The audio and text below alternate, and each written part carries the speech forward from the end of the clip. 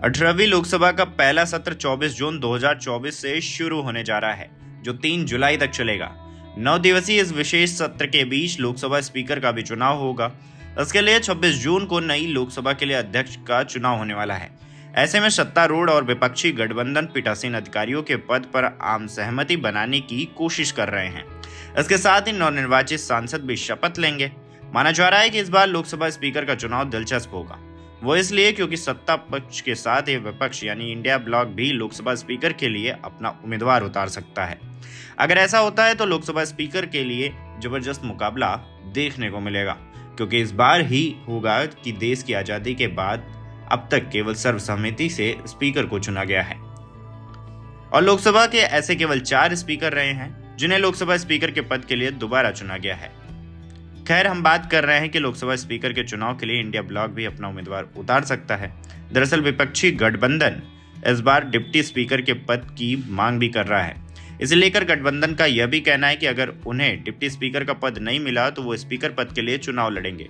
इधर इस बाबत कांग्रेस पार्टी के एक दिग्गज नेता ने एक न्यूज एजेंसी से बात करते हुए कहा है कि अगर केंद्र सरकार किसी विपक्षी नेता लोकसभा के डिप्टी स्पीकर बनाने के लिए सहमत नहीं होती है तो हम लोकसभा स्पीकर पद के लिए चुनाव लड़ेंगे।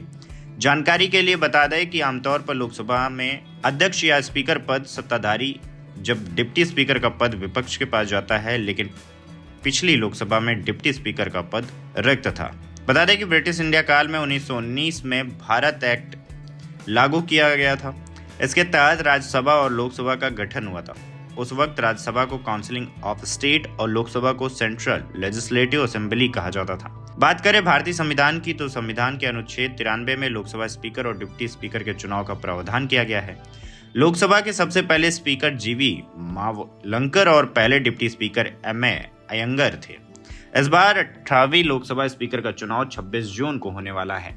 स्पीकर के चुनाव के बाद स्पीकर ही डिप्टी स्पीकर के चुनाव की तिथि तय करेंगे।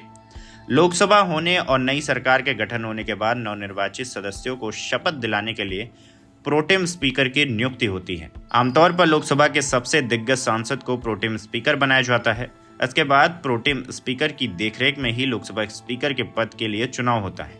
लोकसभा चुनाव के उपरांत केंद्र सरकार और विपक्ष दोनों मिलकर ही स्पीकर के लिए उम्मीदवार के नाम का ऐलान करते हैं। इसके बाद प्रधानमंत्री संसदीय कार्य मंत्री उम्मीदवारों के नाम का प्रस्ताव करते हैं।